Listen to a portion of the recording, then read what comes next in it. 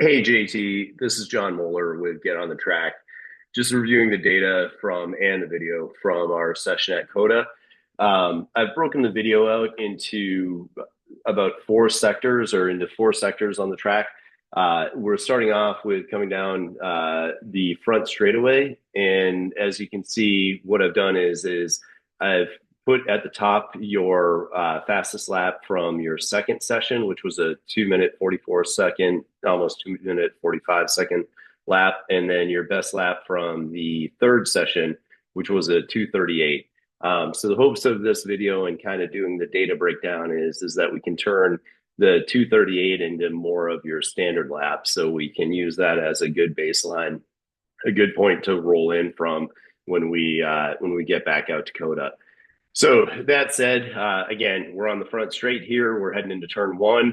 As you can see in both videos, our speed at the same point, about midway down the front straightaway, is identical. We're doing 111 miles an hour, which is awesome. From there, what I want to take a look at is I want to take a look at what happens as we're leading up into turn one. So I'm going to go ahead and let this play. We're leading into turn one, and as you can see here on the fastest lap, you have a bit more commitment to the throttle.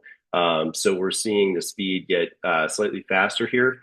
And the best part about it is in your fast lap, you're more committed to the throttle for a lot longer, and you're more confident in your braking. I want to see you continue this. Specifically, we're going to call out where it's happening. Right here, we see the brakes go on hard. They do progress much harder, but they're going on right around the 100 marker on the braking. Meanwhile, here you've already transitioned to hard braking on the slower lap, and also if you take a look, your commitment to the throttle is significantly harder. We're up at 131 miles an hour here versus on your slower lap we peaked out in the 120s. So really big commitment there on the throttle, which I love to see. Seeing that brake pressure go up, seeing it get applied firmly here, more confidence under braking here, which I'd like to see in your fast lap. You can see you're not quite using as much brake pressure here as you're coming up into turn one. So again, just want to reiterate, stay committed to that throttle. And then as we cross that 100 marker on the right-hand side, I want you to be applying that brake pressure firmly and carrying it into the apex. You'll see that happen here. You're doing a great job with that trail braking. Braking is trailing off as you're setting that mid-corner speed, and then you're still carrying that braking down to the apex. And the one thing that happens here that I would like to call out is your min speed ends up being a little bit lower here. You're down to 33 miles an hour as opposed to 36 on the slower lap. So we do want to just see a little bit less braking, see a little bit more speed being carried through turn one here. For lack of a better term, I refer to this as surfing this corner. You get a really good carve out of turn one coming through it. And you just have to find that confidence that you're going to get grip from the car as you come through the corner. So we'll build on that the next time we're out there. Things I want to call out, really good coming across the back here. You're taking this as a late apex, which allows us to go to the throttle firmly and smoothly as we exit the corner, as we come past that apex. We're going on that throttle smoothly and firmly, and we're already headed down the hill. If you look, right, you've got a ton of angle in the car, which means you're already setting up to get on the throttle and head down that hill as you come across that apex. So really well done there. Getting on that throttle, using the full course, coming out to the right side there. Actually, again here, I like the fact that on the slower lap, you use a little bit more of that course. That gives us a slightly bigger arc, allows us to carry some more speed through there. All right, so after that, we're starting to dive down into turn two. Few things I want to call out on turn two is I want to see some more confidence from you in the throttle coming through turn two. As the car starts to settle in here, what's happening here is gravity is pushing us down into the pavement. We're going downhill, and then it suddenly flattens out.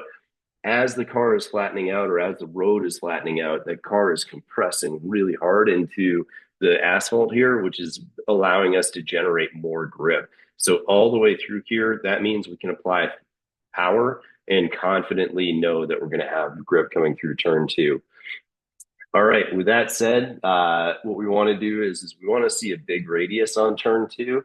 So we apply that throttle, we get down to the apex. And this is pretty good here. It's actually a little bit late, but I'd love to see you getting closer in on the curbing here. But then once you touch that curbing, once you get close to the curbing on the inside, I like your line on the top here a little bit better. You're coming through, and then once you come through, I want you applying that throttle and using the track out to the left side. So allow that car to come out, and it doesn't have to be all the way over. But if you're carrying more speed, the car is naturally going to want to tend towards the middle of the track, maybe even about 2/3 of the way over to that left-hand side. So we're using that big radius, that big arc to allow you to carry more speed.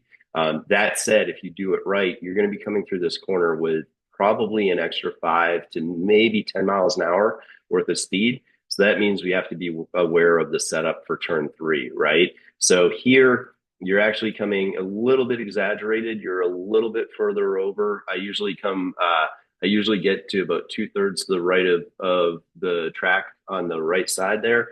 And then as I start to see this white pavement on the left-hand side, that first bigger portion of white, that's what I'm using as my turn in to start turning left and across that track. And so I'm bending in here. And then what I really like to see here, and I'm going to go ahead and rewind. On your second lap, you're clearly carrying more speed, or on the faster lap, you're clearly carrying more speed. We've got 93 miles an hour here. And what I love is I'm seeing you take a little bit of a bite out of the pavement here on this left-hand side.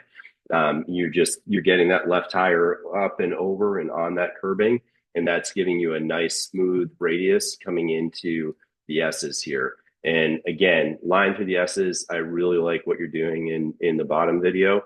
We're taking a nice bite out of the right-hand side. We're keeping that outside tire on the pavement, on the black as we're coming through here.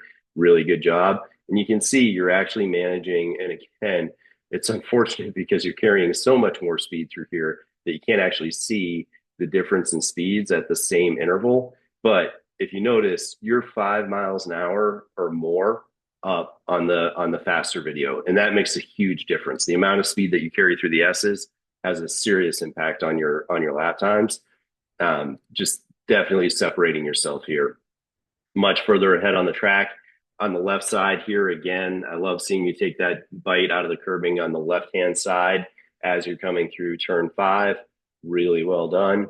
And then we stop there, and that's our run through for the first sector.